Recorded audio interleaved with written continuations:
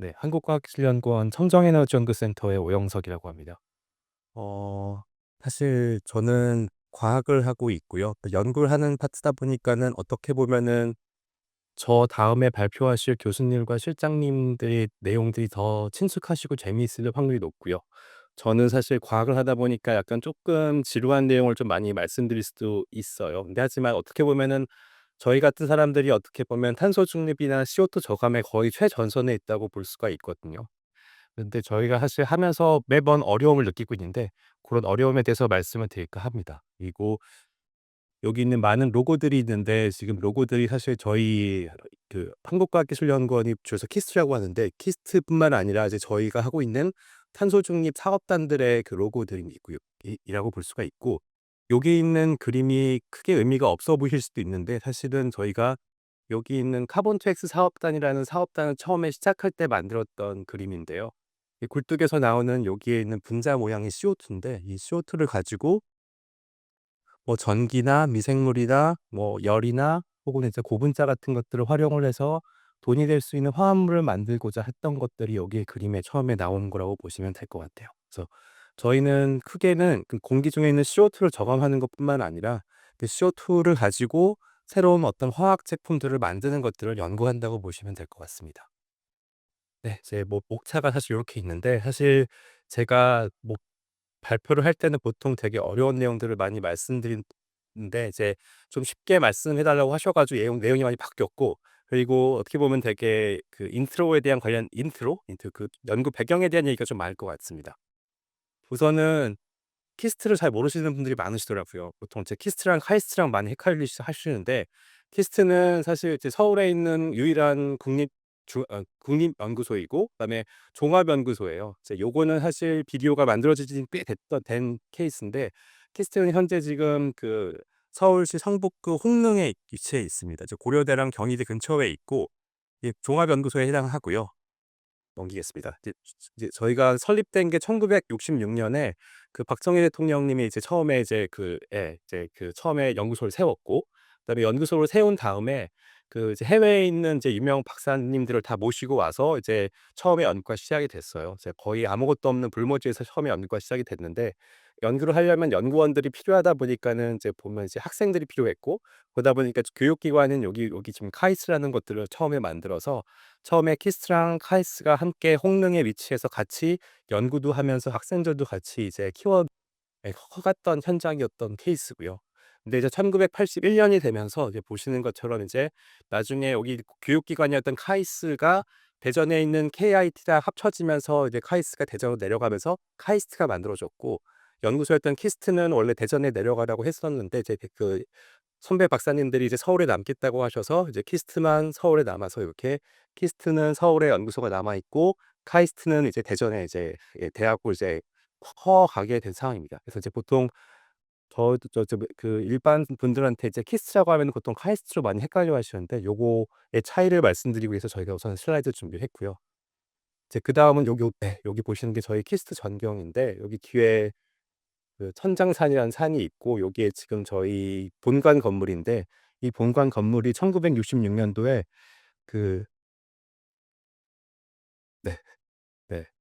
김수근 건축가님이 여기 보시면은 그 거북선을 모형으로 지은 건물이에요. 이렇게 보면은 이쪽에 거북선의 머리가 있고 거북선의 옆이 엎이고 노를 젓는 형태로 되어 있고 이게 서울시 문화재여 가지고 저희가 개조를 하거나 증축을 하거나 할 수 없는 상태여서 요 형태를 유지하면서 시설을 유지 보수하고 있는 형태라고 보시면 될 것 같아요. 그래서 이제 현재 여기 있고 이 뒤쪽에 있는 보이지 않는 부분들이 연구소가 일렬로 쭉 서 있고요. 지금 하나씩 하나씩 공사를 하면서 새 건물을 지금 현재 짓고 있는 상태입니다. 그래서 여기 서울에 있는 유일한 종합 연구소라고 말씀드릴 수가 있을 것 같습니다. 이제 본격적으로 이제 그 탄소 중립의 필요성과 관련된 것들을 말씀드릴까 하는데 네. 요거는 지금 글로벌 워밍 이제 그 지구 온난화에 대한 얘기예요. 저 보시는 것처럼 1880 년부터 2020 년까지의 그 추정한 것들을 연속해서 보여드리고 있는데요. 당연히 짐작하시겠지만 빨간색 부분이 온도가 높은 형태, 그런 키파시아 이제 크로스적 소멸이 하지만 점점점 이렇게 남반구와 북반구 쪽이 점점 남부터 북쪽이 뜨거워지고 있고 특히 이제 북극 쪽이 많이 뜨거워진 것처럼 보이시잖아요. 그러다 보니 계속 북극에 있는 이제 빙하들이 녹아내리면서 이제 다양한 이제 그 예상치 못한 기후 변화나 이런 것들이 현재 발생하고 있는 상태예요. 근데 이게 문제가 되는 부분이 이제 불과 1880년부터 2022년까지 현재까지 불과 100여 년 사이에 이렇게 급속도로 이제 이런 온도가 급격하게 증가하게 문제가 되고 있는 상태고, 이렇게 급격하게 증가한 건 당연히 저희들이 그만큼 석유나 석탄과 같은 이제 수백만 년 동안, 수천억 년 동안 쌓여있던 그 탄소를 땅에 있는 탄소들을 터내서 그러니까 썼기 때문에 그렇습니다. 땅 속에는 탄소를 써서 CO2가 많이 나온다고 보니까 그렇게 증가했다고 볼 수 없고, 요거는 이제 좀 이해를 돕기 위해서 좀 약간 여기 신문을 좀 가져왔는데요. 보시는 것처럼 지금 21세기 후반부터 저희가 지금 우리나라의 경우에는 이제 이게 시나리오 때, 이 시나리오라는 거는 이제 저희가 이제 그 CO2를 많이 줄여서 기후 온도 증가를 글로벌 워밍을 어느 정도 이제 막았다. 그 줄였다고 했을 때의 케이스고요. 가장 최악의 시나리오를 보시게 되면은 거의 이제 그 페나평강을 중심으로 거의 다 아열대 기후까지 되는 걸 볼 수가 있어요. 그 남반도는 거의 50% 이상이 거의 지금 딱 그, 예, 북남한테 딱 아열대 기후가 될 거라는 것이 현재의 시나리오입니다.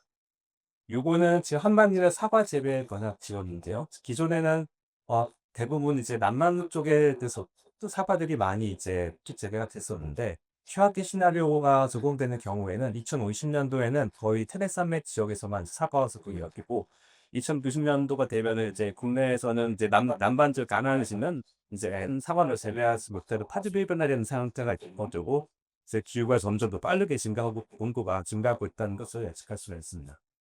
그리고 이제 당연히 이제 글로벌 원인이 되면은 이제 그 빙하들이 녹을 테니까요. 녹으니까 이제 해수가 이제 그 해안섬이 이제 녹화수에서 이제 소리가 나면서 몰랐었는데, 여기 보시는 것처럼 유럽에도 처음 왔다 그 산 지역이다 이렇게 처음 해안가 쪽은 거의 다 이제 바다에 잠기게 되고, 그래서 지금 이때 보면은 이 안쪽에 그 산맥산맥 이 지역 쪽만 남길 건 사이 이제 하부에 특징이 될 거니, 사실 뭐 저희가 사는 동안에는 그런 일은 없겠지만 저희 이제 저 아이들이나 혹은 이제 그 다음 아이들이 이제 탈릭파이 됐을 때는 점점 더 이런 그 해수면의 상승이 크게 이제 문제가 될 거라고 해서 하고 있고요.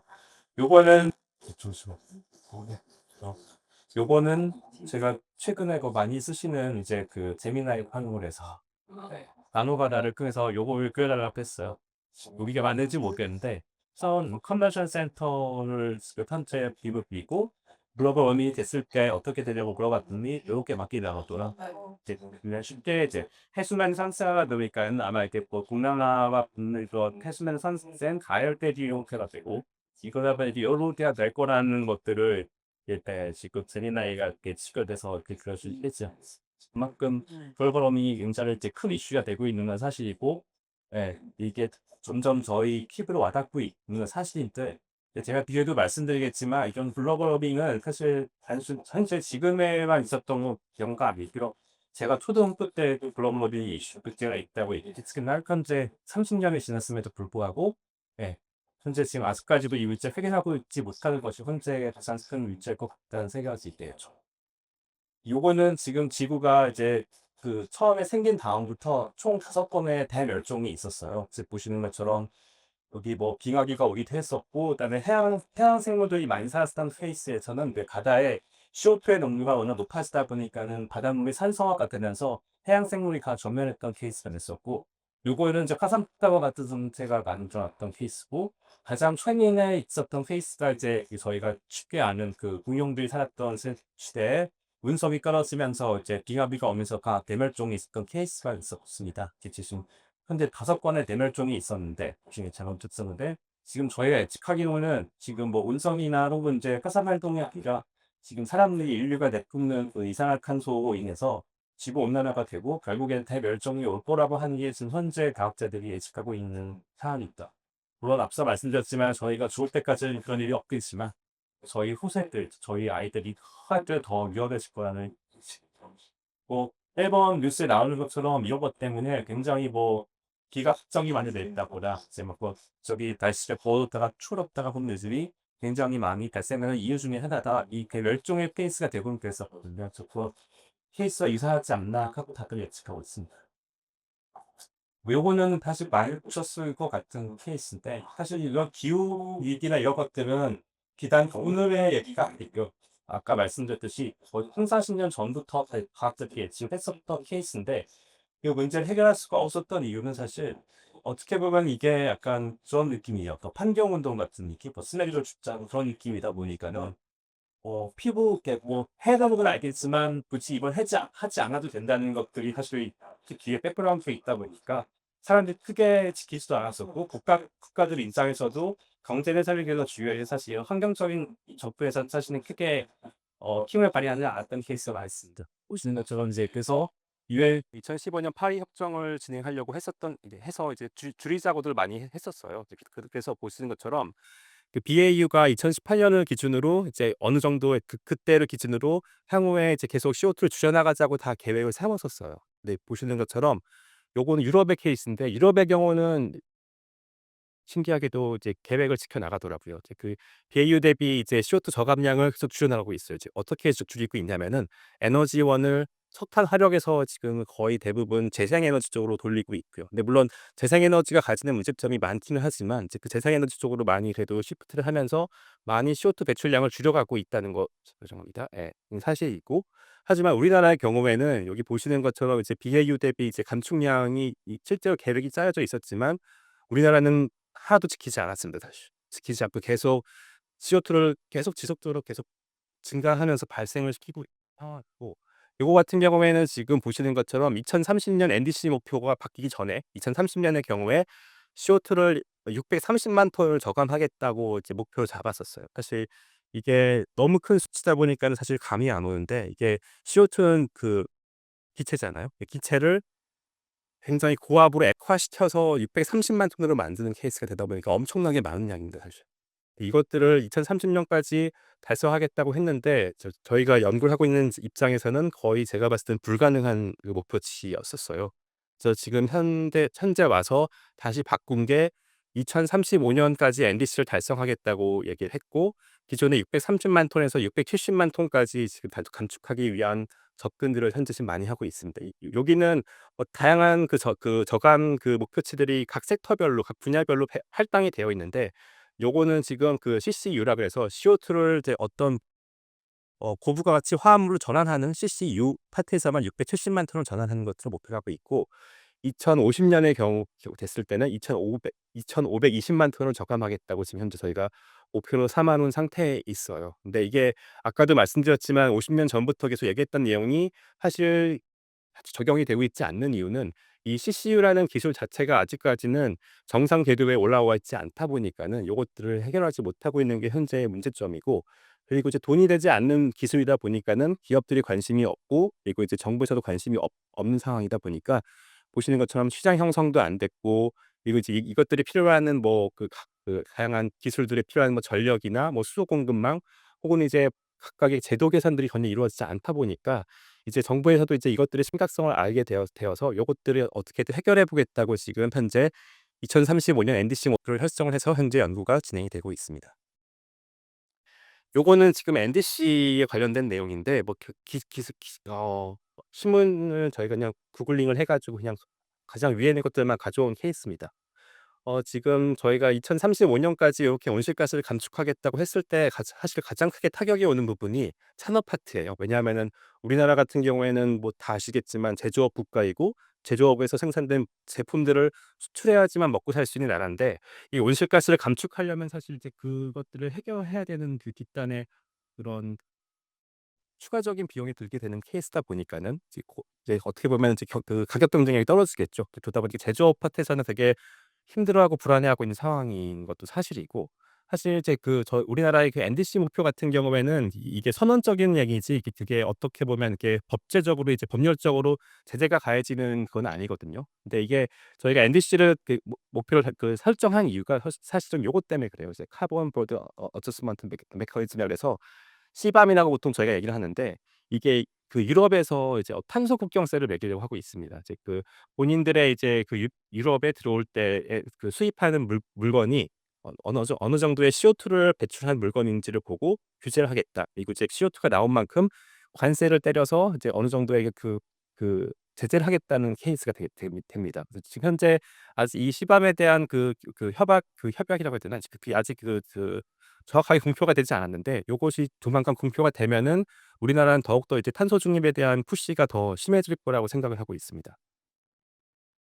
네, 그러다 보니까 요게 제가 한 2년 전인가 3년 전에 조사한 케이스인데, 이게 지금 온실가스가 실제로 기업들이 CO2를 배출했을 때 그거에 대한 탄소세를 냈을 때예요. 탄소 국경세는 이제 수출을 할 때 얘기고, 탄소세는 이제 국가에 할당된 탄소를 배출했을 때 내는 거 세금에 해당하는 형태인데, 이 탄소세가 3만 원일 때, 4만 원일 때 톤당, 5만 원일 6만 원일 때 구분을 했을 때, 보시는 것처럼 이렇게 포스코 같은 경우에는 지금 거의 연 매출의 거의 126%, 거의 적자를 보는 형태로 세금을 내야 되는 상태가 되는 상태가 됩니다. 그러다 보니까 우리나라의 제조업들, 특히 그 철강이나 석유화학이나 발전사들은 거의 이제 돈을 못 버는 사양 사업이 될 확률이 높은 거죠. 그러다 보니까는 다양한 이제 대기업들이 현재 지금 다양한 친환경적인 사업들을 다시 재편하거나, 혹은 이제 CCU 같은 사업들을 어떻게든 활성화하기 노력을 하고 있는데, 사실 이게 쉽지 않은 상황인 것은 맞습니다.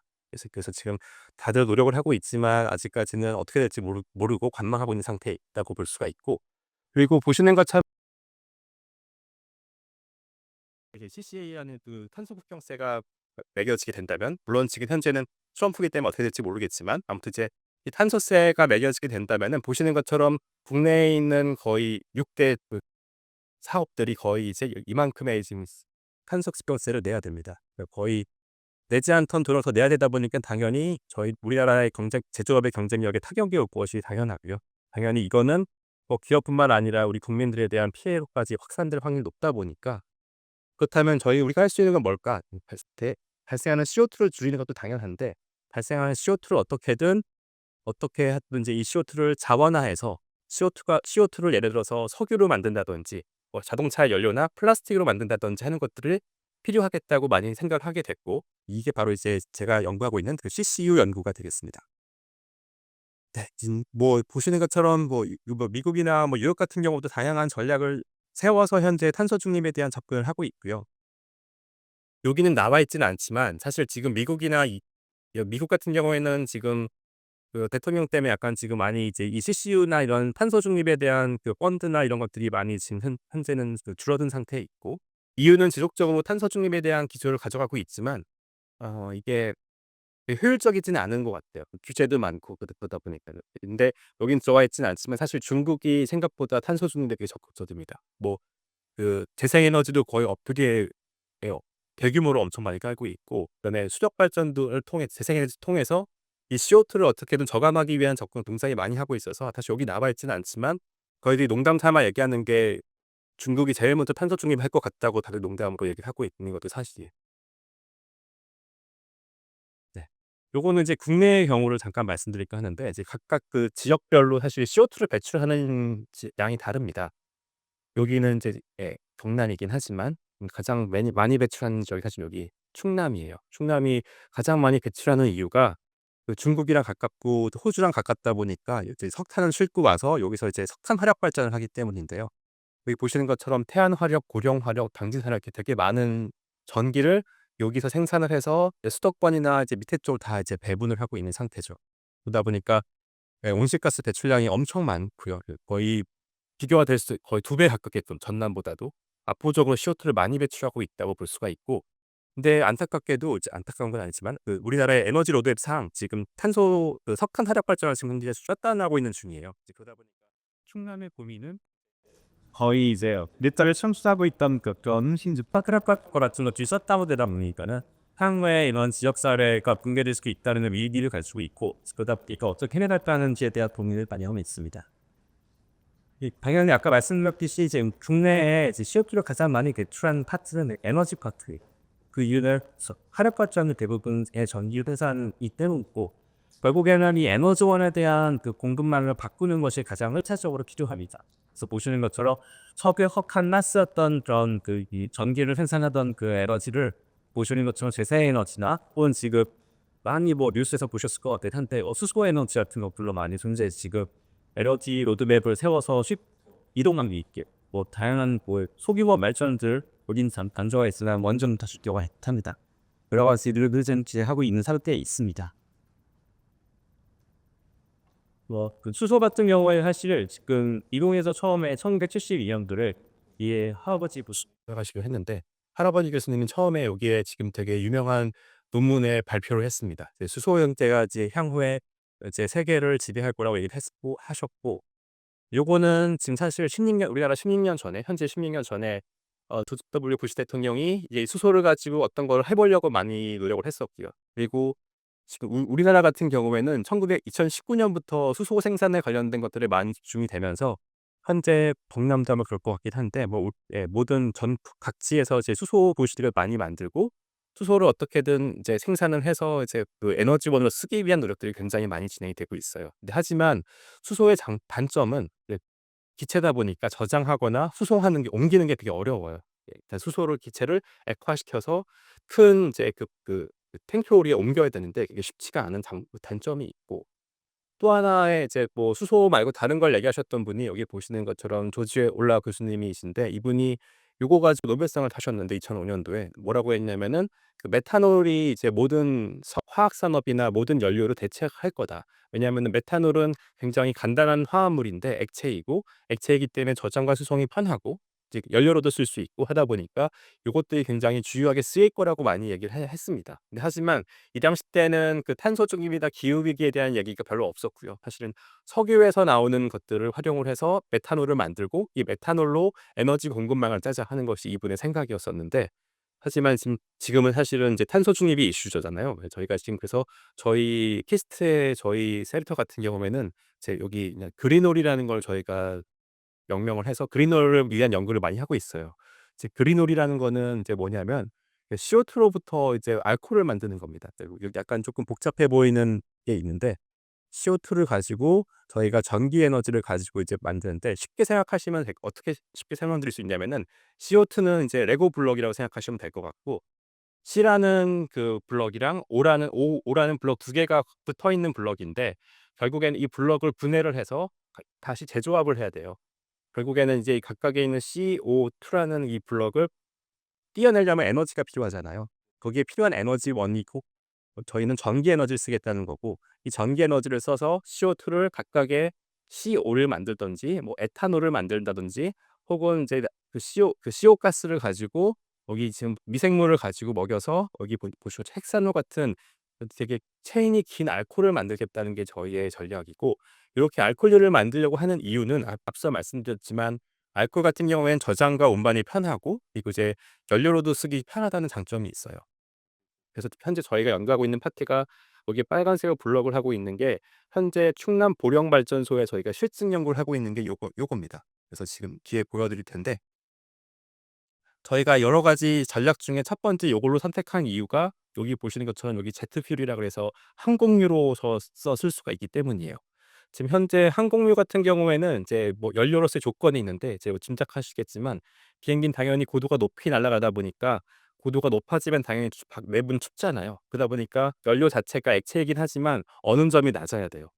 예 뭐 만약에 메탄올을 넣게 되면은 메탄올 같은 경우에는 금방 얼어버리기 때문에 예 당연히 이제 그 연료가 어니까 안 되겠죠. 그래서 항공유가 따로 있는데 항공유 같은 경우에는 그 체인이 긴 알코올이어야 되고 그 체인이 긴 알코올들이 이제 생산이 돼야 되는데 이 항공유 같은 경우가 국내에 있는 화학 회사가 우리나라의 회사들이 세계 수출 1 위 거든요. 근데 이게 지금 유럽에서 어떻게 제약을 했냐면은 이제 우리 유럽에 들어오는 항공기에는 그 일정 부분의 항공유에 석유에서 나온 항공유가 아니고 약간 그 재생 가능한 사프라고 하는데 그 지속 가능한 항공유를 예를 들어서 5% 넣어야 돼. 안 넣으면은 우리 유럽에 못 들어가는 규제를 또 만들기 시작을 했어요.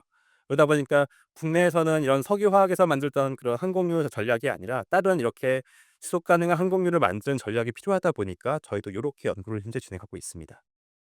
보시는 것처럼 이 항공유의 이런 지속 가능한 항공유에 대한 시장이 점점점 커질 거라고 예상을 하고 있고 아마 이제 지금은 그 신문에 나오고 있지는 않지만 지금 아마 2027 년부터 제가 알기로는 이게 그 유럽에서 규제를 시작할 거고 점점점 이제 항공 지속 가능 항공유 이 사프라는 거를 그 비행기에 섞는 비율이 점점 증가할 겁니다.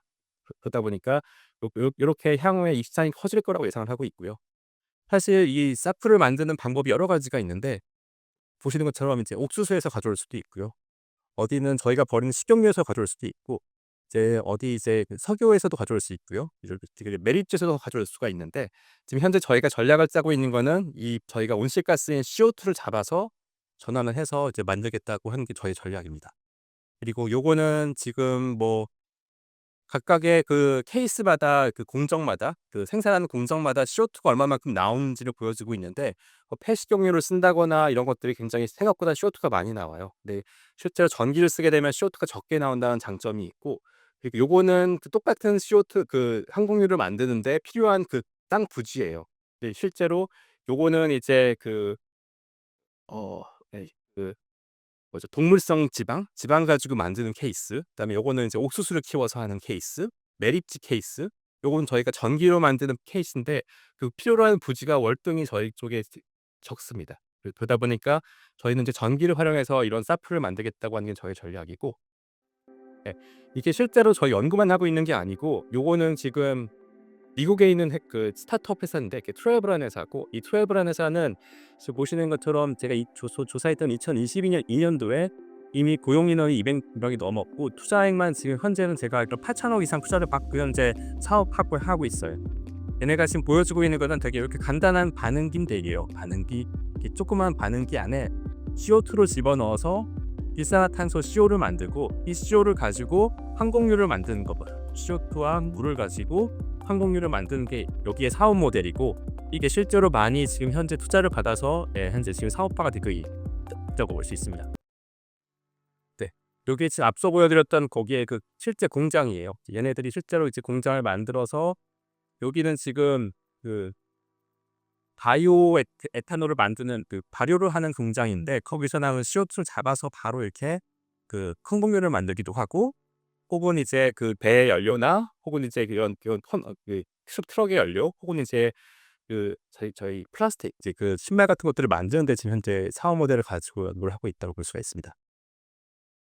여기서부터 조금 더 시리어스해지는데 이제 그러면 이제 국내외 연구도 방향이 어떨지 좀 설명을 드릴까 하는데 그냥 되게 간단하게만 말씀드리면 이제 이 CO2를 전환하는 연구가 크게 네 가지 파트로 진행이 되고 있어요. 하나는 이제 저희가 하고 있는 전기를 가지고 하고 있는 연구가 있고 하나는 이 CO2를 가지고 직접 고분자를 합성할 때 플라스틱을 만들 때 쓰이는 공정이 있고 하나는 그 CO2에 그 에너지원으로 열이랑 압력을 가해서 만드는 공정이 있고 여기는 바이오 기반인데 바이오는 이제 미생물들이 CO2를 먹어서 걔네들이 만들어내는 배설물을 가지고 이제 프로덕트를 가지고 만드는 공정이 있어요. 그게 네 가지로 이제 해외에서 연구가 많이 되고 있고요.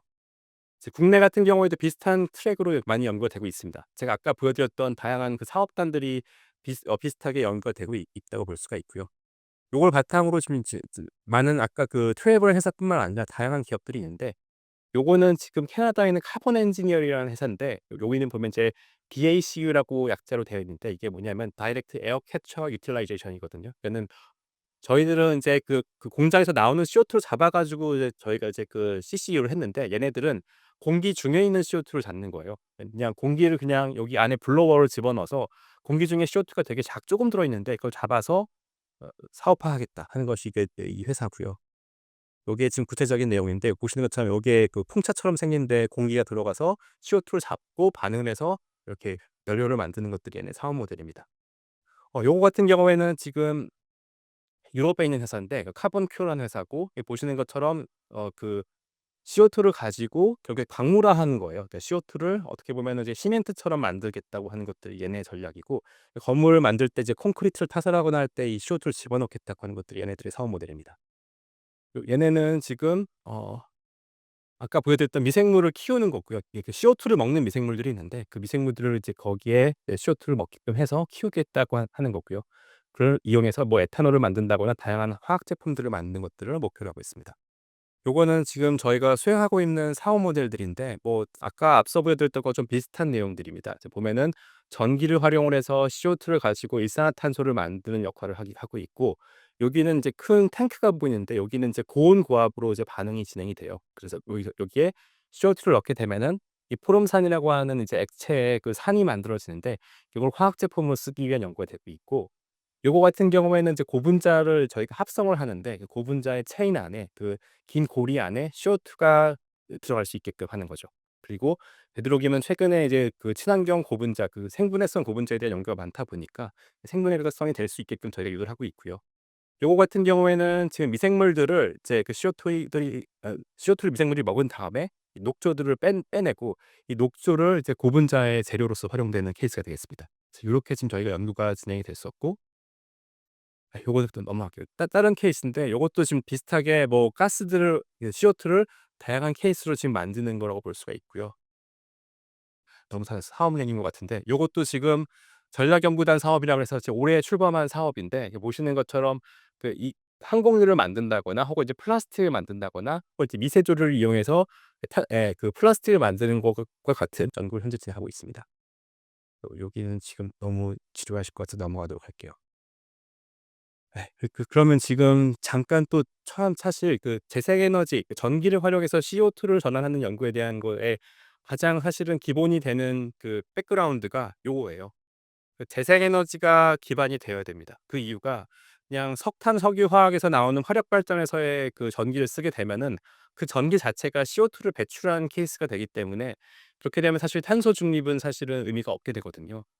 그렇기 때문에 재생에너지에서 생산된 전기, 그러니까 CO2를 배출하지 않은 전기를 활용을 해야 되고요. 여기 있는 전기를 가지고 저희가 CO2를 보시는 것처럼 다양한 화합물로 만들 수가 있다고 볼 수가 있고, 요것들에 대한 연구를 하려면 사실은 이 CO2가 아까도 말씀드렸지만 이 레고 블럭이라고 생각을 했을 때 이 레고 블럭을 띄어내야 되는데, 이 띄어내기 위해서는 어떤 촉매가 필요하고, 이 촉매에 대한 소재 연구들이 굉장히 많이 진행이 되고 있습니다. 그리고 지금 사실 공론화가 되고 있지는 않은데, 그 2050년도가 되면은 사실 저희가 쓰고 있는 연료뿐만 아니라 지금 보시는 것처럼 이제 그 석탄이나 석유에서 이제 어떻게 되냐면요. 연료나 혹은 이제 저희 리파이너리라 그래서 이제 여기 가공해서 만드는 플라스틱들 있잖아요.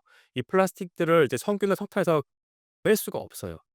이제 그렇게 되면 사실은 이 플라스틱이나 이런 것들은 향후에 어떻게 만들 건지에 대한 고민이 필요한데, 현재 지금 생각하고 있는 것들이 크게 세 가지인데, 뭐냐면 기존에 있던 생산된 플라스틱을 재사용하자. 근데 사실 이 재사용하는 것은 거의 이제 100%다 재사용하기는 어렵다 보니까 어느 정도 일정 비율밖에 하지 못할 거라고 예상을 하고 있고요. 그렇다면 석탄과 석유를 쓰지 못했을 때 플라스틱을 어떻게 할 건지에 대한 이슈가 사실은 크게 두 가지인데, CO2를 가지고 플라스틱을 만들자가 1 번이고요. 또 하나는 이 나무에 있는 바이오매스를 가지고 플라스틱을 만들자 하는 것들이 현재의 얘기입니다. 그리고 또 지금 가장 우리나라에서는 지형적으로나 위치적으로 사실 안 좋은 것이 재생에너지에 대한 소스가 좋지 않다는 건데, 그러다 보니까 재생에너지에 대한 이제 그 신뢰도가 떨어지는 건 맞습니다. 하지만 유럽 같은 경우에는 지금 보시는 것처럼 이 독일의 케이스인데, 2022년도에 그 1년 하루에 사용되고 하는 전기의 49%를 재생에너지로서 지금 다 서포팅하고 있고요. 이 보시는 것처럼 이게 57% 부터 어떤 때는 거의 80% 까지 육박하게끔 쓰고 있어요. 근데 물론 재생에너지의 단점은 이제 이게 날씨가 좋을 때도 있고 바람이 불 때도 있고 안 불 때가 있다 보니까 이게 어떻게 보면 이렇게 플럭추에이션이 되게 심하다는 단점이 있는데, 이제 이런 것들을 막기 위해서 기저 전력으로 뭐 원자력을 쓴다든지 혹은 이제 LNG 형태의 이제 화력 발전을 한다든지 하는 것들이 현재 진행이 되고 있습니다. 그래서 아무튼 이 리니어블 에너지가 사실은 판타지가 아니고 실제로 어느 나라에서는 되고 있다는 거예요. 근데 우리나라도 사실은 요거에 대한 심각성을 빨리 인지해 가지고 빨리 어떻게든 해야 되는데 사실 여의치 않은 것도 사실이긴 합니다. 요거는 지금 미국의 수전해라고 해서 이제 그 수소를 생산하는 그 산업인데, 이 수소를 생산하는 산업이 이제 2021 년에서 2022년 되는 사이에 3.6 배가 증가했어요. 이제 그 이유가 뭐냐면 이 수전해라는 것은 또 사실은 재생에너지에 기반을 한 산업인데, 이 재생에너지에 대한 보급이 확산되다 보니까 여기에 대한 그 수소 산업이 굉장히 빠르게 증가한 것을 확인할 수가 있고, 요거는 지금 이게 재생에너지가 깔리기 시작했을 때의 그래프예요. 시간이 2000 년도부터 2020 년까지 갔을 때 굉장히 많이 재생에너지가 깔렸다는 얘기인데, 이 깔리는 게 어느 정도 이제 충분히 됐을 때 여기 보시는 것처럼 아까 전에 햄 수전의 시장이 성장하기 시작했습니다. 향후에도 이 재생에너지 계속 증가할 거고, 결국에도 여기에 재생에너지를 활용한 산업이 점점 증가할 거라고 보고 있고요. 어떤 타임 딜레이를 가지고 저희가 예상하건대 2030 년쯤 됐을 때도 이 CO2 산업 또한 요렇게 타임 딜레이를 가지고 커질 거라고 그렇게 생각을 하고 있습니다. 그렇기 때문에 이 전기를 활용한 CO2 전환에 대한 연구가 사실은 망상이나 그 꿈만은 아니고 실제로 될 것이라고 다들 예상하고 있고, 실제로 요렇게 많은 국가에서도 이렇게 실증 연구를 진행하고 있습니다. 이것도 그래서 지금 저희가 지금 퀴스트에서 연구하고 있는 것들 자체가 재생에너지로 CO2로 여기 있는 다양한 케미컬들을 현재 만들고 있다고 보시면 될 것 같고요. 요거는 사실 저희가 뭐 조금 더 과학적인 걸 말씀드리면은 싫어하실 수도 있겠지만, 요거는 그 광합성이랑 똑같아요. 생각해 보시면은 CO2를 가지고 어떤 화합물을 만드는 거잖아요. 저희가 어렸을 때 초등학교 때 배웠을 때 식물은 빛과 물과 CO2만 있으면은 이 포도당을 만든다고 배웠습니다. 때문에 똑같습니다. 이제 그 인공광합성에 해당하는 할 수 있는데, 빛 에너지와 물과 CO2만 있으면 어떠한 뭐 수소가 됐건 어떤 케미컬들을 만들 수가 있어요. 그러다 보니까 지금 어떻게 보면 CC 연구 자체는 그 식물들과 똑같지는 않지만 모사하기 위한 연구라고 할 수가 있고요. 요거는 사실 저희가 2015년도 제가 회사에 들어가기 전에, 연구소에 들어가기 전에 선배 박사님들이 했던 케이스인데, 보시는 것처럼 이 태양전지 뒤에, 아이고, 태양전지에,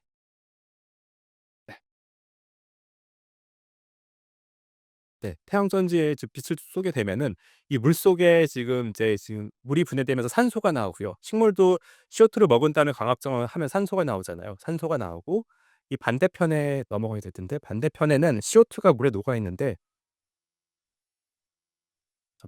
넘어가면 CO2가 물에 녹아 있는데, 이 CO2가 물에 녹아 있는 CO2가 여기에서 지금 다른 기포가 나오는데 이게 일산화탄소입니다. 이 일산화탄소가 이제 발생을 해서 넘어가게 되는 거죠.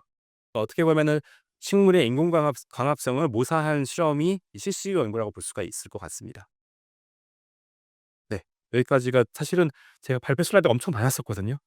이게 지금 다 잘려서 아무튼 이상 발표를 마치겠습니다. 감사합니다.